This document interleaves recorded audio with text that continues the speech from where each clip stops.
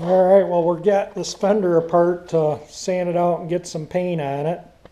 And I was told this molding was a nightmare to get off. This is the one that goes up here, right there. So basically, to get that molding off, I had two options. Let me set this down so I don't damage it. Option one, which I did, was pull a headlight bucket, and then the nuts right there, and right there. So they're easy to get at once the headlight bucket was out. While the headlight bucket is out, I'll clean the back side of it up and paint it up, but it's in pretty darn good shape. As you can see, this is the little piece that goes there, little trim. I'll throw that in the blast cabinet and clean it up and paint it. And you can see here where the trim was, it's actually in really good shape. There's no rusting behind it whatsoever. So we'll get this fender sanded out and hopefully have it ready for paint Monday. The other option was to take this panel out here, and there's these bolts in the radiator core support, and they were just too difficult in that one, which I don't think I could get at. And so I just decided to take the headlight bucket out, and the molding is up in that, above that rubber. You can see where the holes where the fasteners were and whatnot.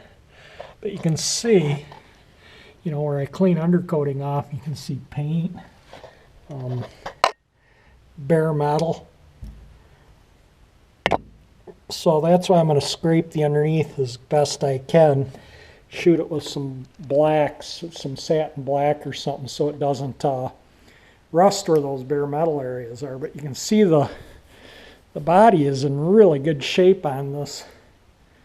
I wanted to show this with the trim off, and this piece of trim that was here was damaged, and I'd showed it in a previous video.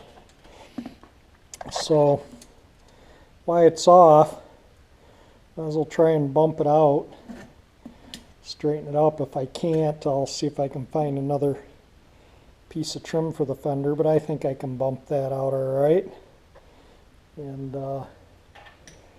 make it look good. But I'm going to repaint.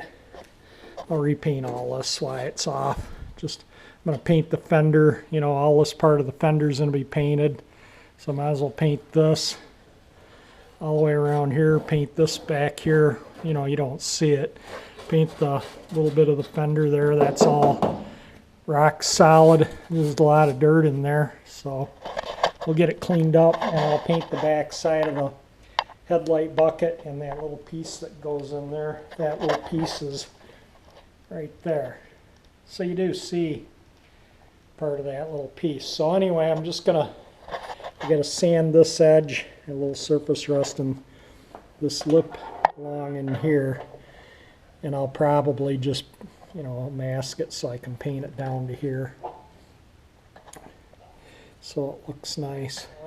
You can kind of see, I guess GM wasn't that concerned. You can kind of see when they popped those holes in there for the mirror, you know, it distorted the metal a little bit, but that's, I guess, the way GM did it. Those certainly look like factory mirror holes to me. And anyway, we'll get the factory original paint sanded out and get all that cleaned up and sanded out. I'll probably do most of the sanding today and tomorrow.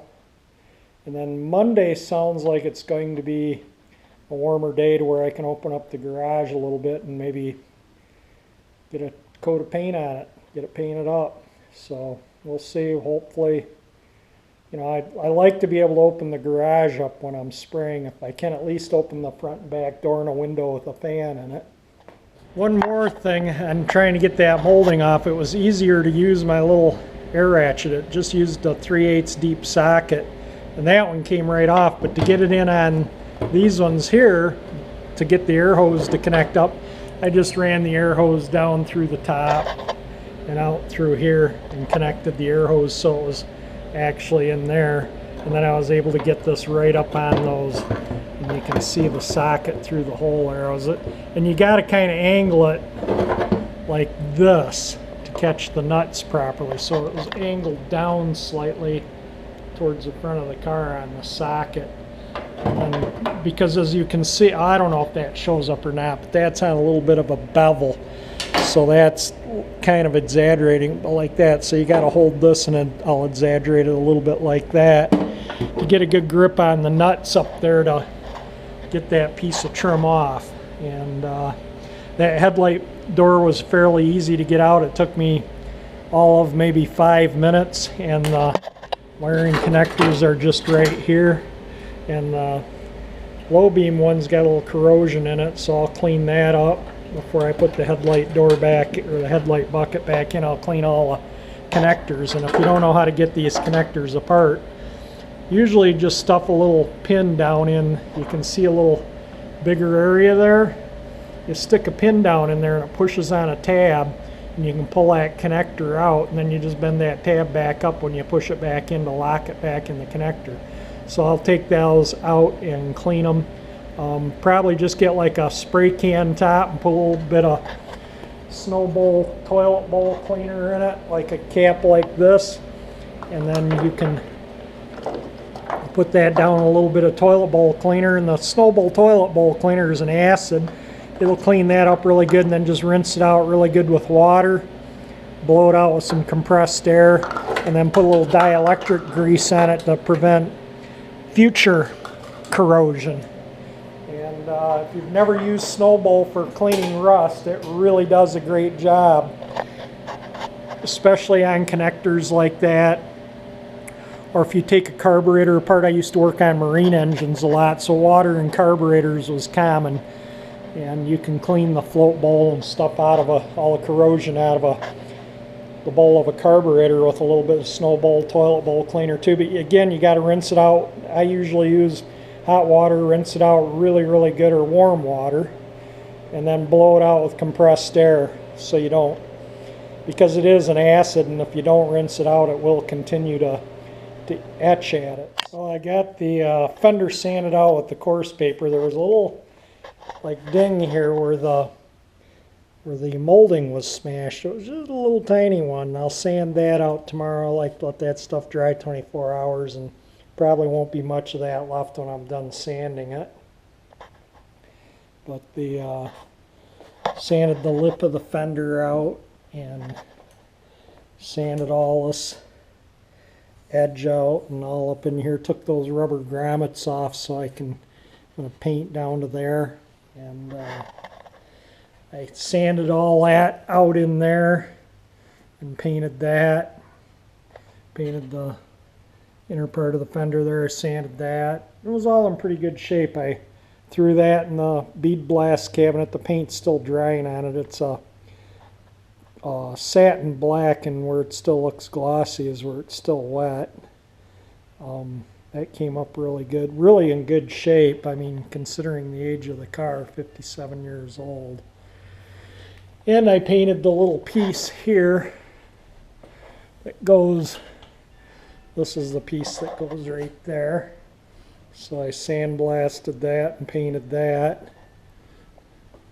And I also just got a price on getting the wheels sandblasted and powder coated, and they wanted $75 a wheel, and I found another place that was $50 and another one that was $55. I think what I'll do is I'll just paint them. I'm going to take them off, have them broke down. I'm going to paint the outer side of the rim body color, the inner side of the rim black, and they'll fit in my cabinet here because I've done other wheels in there. So this will open up, and I can fit the wheels in there. Takes, I don't know, half an hour a wheel when I did the last set of wheels I did. And so I'll probably just do this I'll do really good, and where it beads up really good, and then the rest, it doesn't really matter. I'll make it look nice, you know, but once you put the hubcap on, the burrs on that hubcap that hold it to the wheel are going to scratch the paint all up anyway. but I still want them to look nice, so I'll throw them in the bead blast cabinet. You can see this is a good solid original paint fender.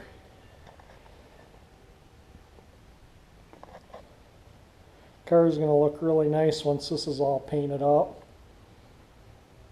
And I didn't expect this to be in such good shape and behind the molding. Usually you find rust around these screw holes and stuff, and there's no rust around them whatsoever. So maybe in the future, if I want to paint more of the car, I can just mask this. Although I like to take them off, and you just get a neater job when you take the trim off the car. You can kind of see why I like to de-trim it to paint. You just end up with a much, much nicer job. So that's kind of what's going on right now. And I cleaned this edge up here and just had some of the leftover paint with the hardener and just hit some of those little rust, surface rust spots with the brush. Looks better than it did. Alright, I gave that a quick shot of primer where I'd repaired those door dings. And then I put it on wet, and then I can look down the body and make sure it looks good and straight, and it does. So those are all good. So all I really need to do with the door and the quarter panel is give it a final sand out. And then the fender, after I sand that spot, I'll give the front fender a final sand out too, and then we're ready for paint.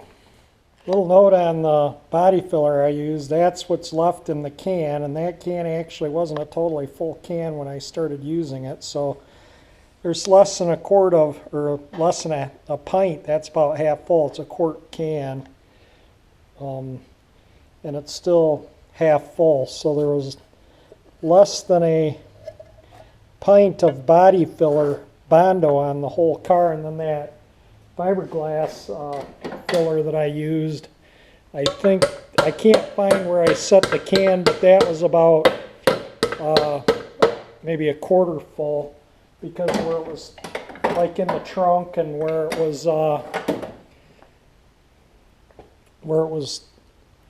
you know, big areas like that, and on the quarter panel I used that stuff first because it's stronger and sands out.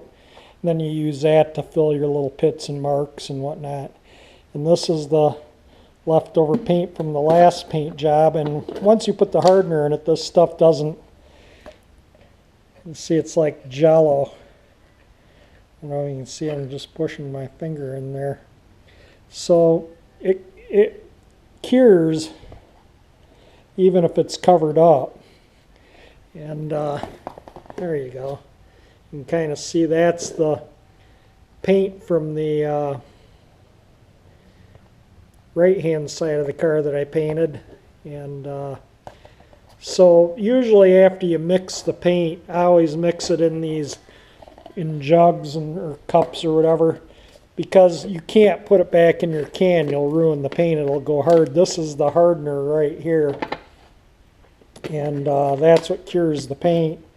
So basically, once you've mixed your paint, the mixed paint, you don't want to use a stir stick that you use to mix your paint in the paint here, because you'll get this in that, and that'll ruin that. So you really can never reuse your paint once it's been mixed. You just got to throw it away.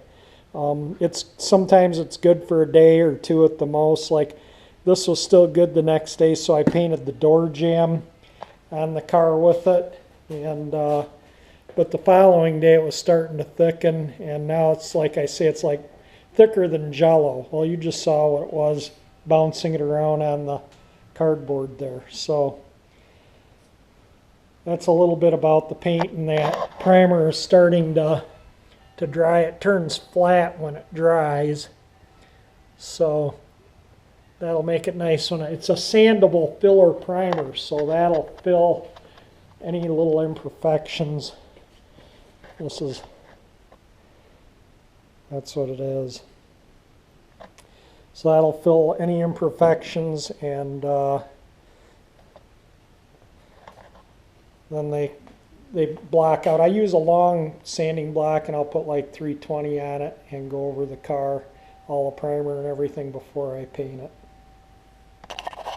Another thing that makes it easier to mask is I always like to put my tape on the car and then just tape the paper to it. It's easier to do it, and then you don't get, you just get a little neater tape line.